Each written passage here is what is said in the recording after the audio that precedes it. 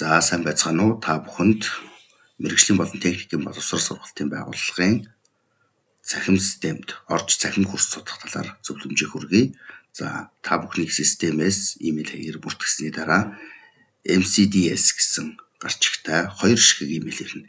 Эхний мэйлийн утга нь бол таныг цахим сургалтын системд бүртгэсэн тухай, хоёрдугаар мэйл нь бол цахим сургалтын системд байрлах тухайн курсд бүртгэсэн тухай илэрхийлж байгаа юм. За эхний мэйл бол цахим сургалтын системтэй холбоотой заавар зааварчилгаа байна. За хоёрдугаар имэйлд бол курсын нэвтрэх нэрүүд байна. За ингэхлээр энэ бол таны курсын холбоос таны юзернейм бол таны мэйл очсон имэйл хаяг, таны нууц уг бол MCDS 2024 од гэж байна. За ингээд холбоос руу нэвтрээ.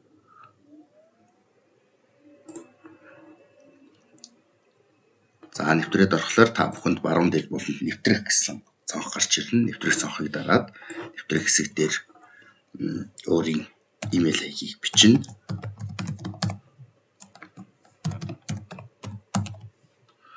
За нууц уг хэсэг дээр MCDS 2024 од гэсэн тэмдэгтүүдийг цуглуулах нэ. За ингээд би робот биш гэсэн сонголтыг сонгоод нэвтрээ.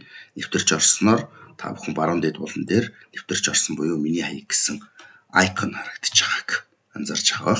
За ингээд миний курсүүд гэсэн хэсэг рүү орно. Миний курсүүд гэсэн хэсэг дотор таны бүртгэгдсэн курс байх нэ. За мэргэжлийн болон техникийн боловсрол гэсэн курс руу нэвтэрч оръё. За ингээд яах нь хичээлүүдээ эхнээс нь судалнаа. Одоогоор бол эхний хичээлийг